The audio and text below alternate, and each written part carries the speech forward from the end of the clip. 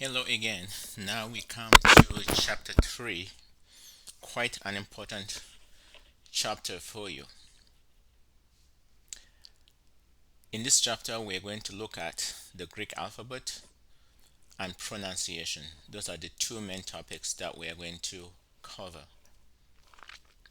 Is that clear? Next slide. Alphabet and pronunciation.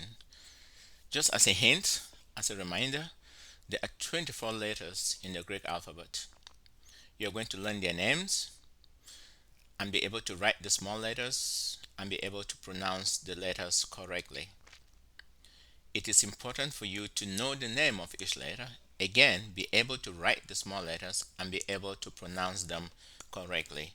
This takes practice, and that is why I said earlier it is important to say the Greek alphabet in your study habits, in your consistency, in your discipline to say it at least 2 times a day to another person. Another hint, we use the Erasmian pronunciation for the Greek pronunciation. If you don't know what that is, you can look at your book again and remind yourself about what that is. By the way, I'm going to go faster through this because there are many slides in this lesson. The pronunciation will help you learn Greek better and be able to pronounce it in a distinguished way.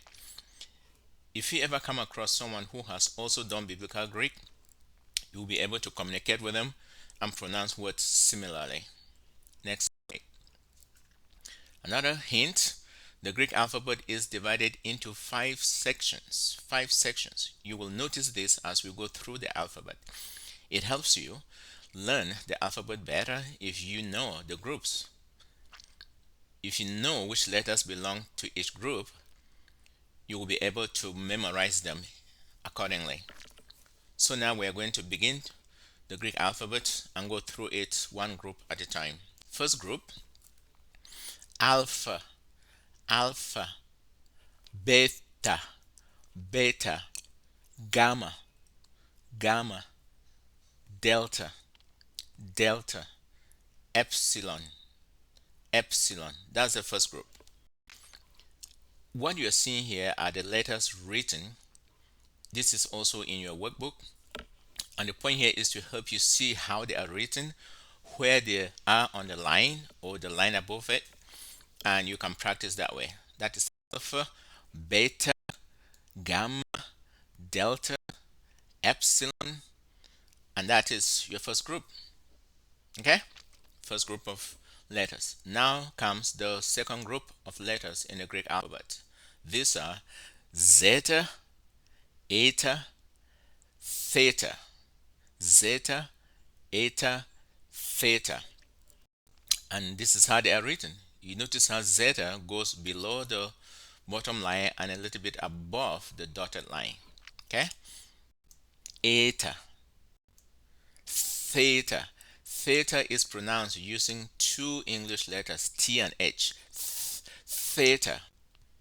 So this is your second group, zeta, eta, theta. Next slide. The third group is iota, kappa, lambda.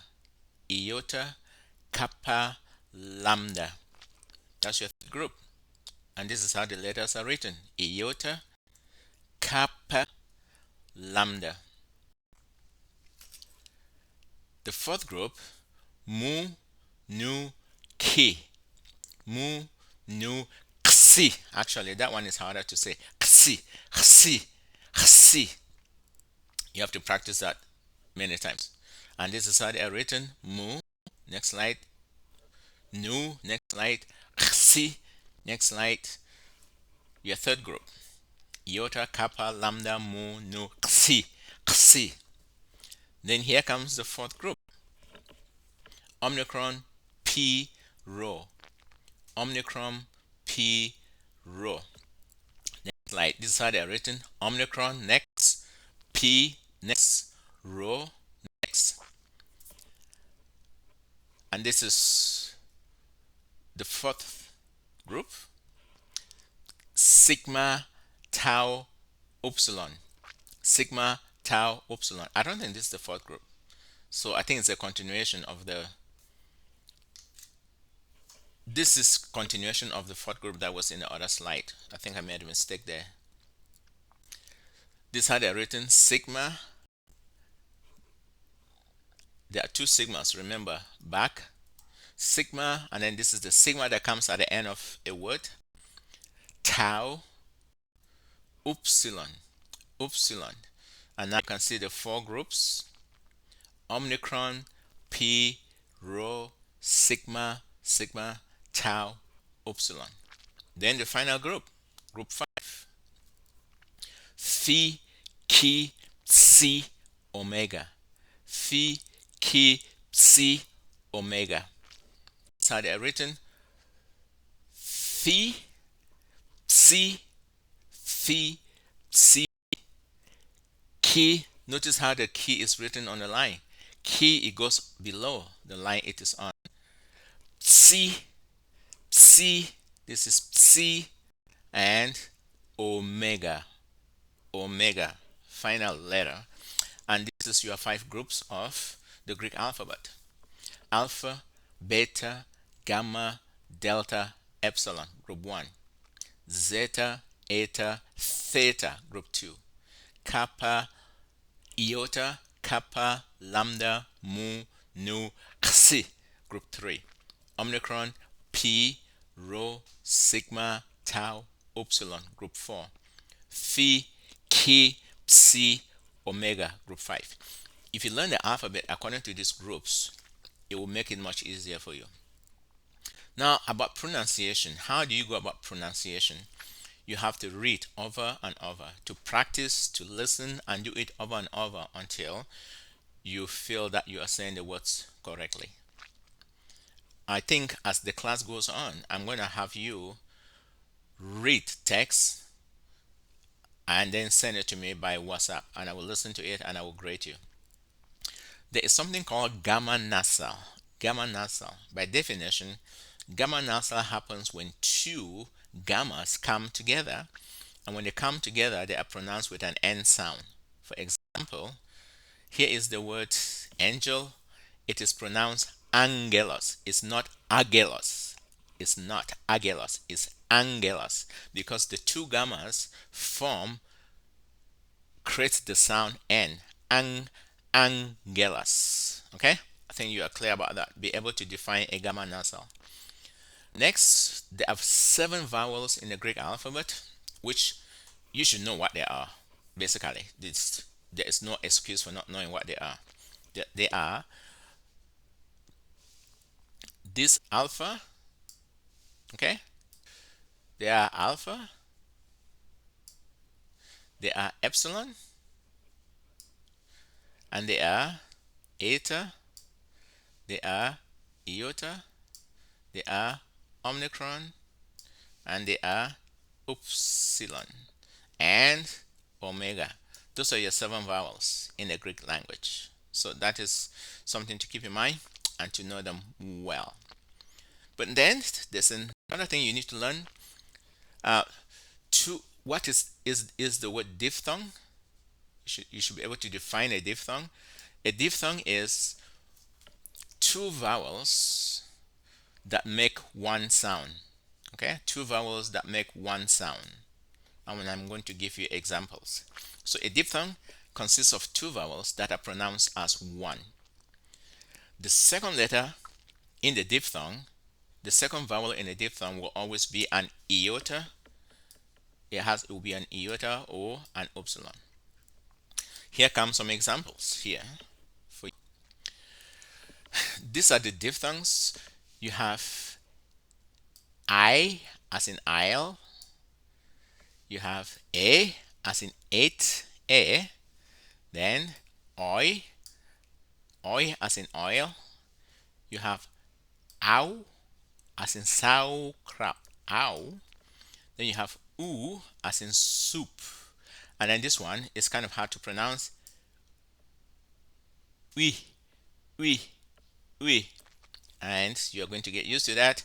And then these two basically are related because the eta is the lengthening of the epsilon. So you have U, U, U, and then AU, AU. Are we clear on that? Okay, those are your diphthongs. It will be good for you to know what the diphthongs are. These are all the diphthongs that you will get.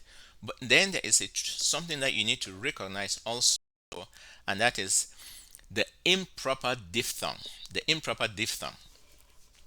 Improper diphthong is when an iota is subscripted. It's written under the alpha, the eta, and the omega.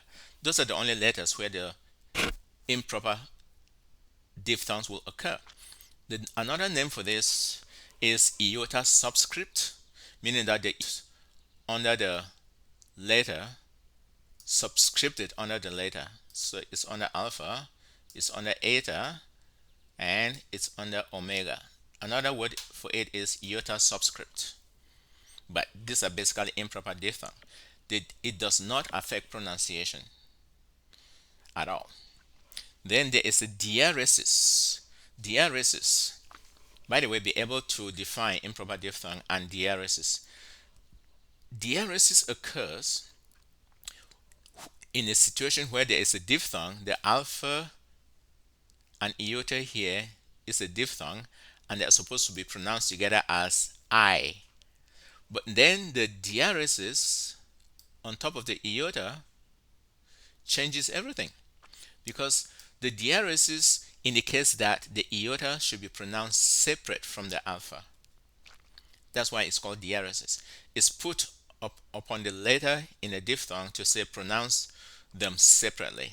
So you have Esaias, Esaias. If this were a diphthong, it would be Hesias, Hesias, but it's not that way. Because of the diaresis, you pronounce Hesias, Hesias. Okay? Again, just another word on the improper diphthong, so you can pay attention to it. Diphthongs, improper diphthongs are also called iota subscript when the iota comes under a letter and it forms an improper diphthong, and they only occur under alpha, eta, and omega, and they do not affect pronunciation. Next slide. As a reminder again, up on diaeresis, diaresis is diaeresis is when the diaresis occurs on top of one of the second letter in a diphthong to say to you that you should pronounce it separate from the letter that it stands with. So you have Esaias, Esaias. Does that make sense? I hope so. Next slide. Breathing marks. Oh, you have to pay attention to this. Breathing marks. There are two breathing marks in Greek, and they are put on a letter beginning with a vowel or the letter rho. You will find them on any vowel if that vowel begins a word, or on rho if the rho begins a word.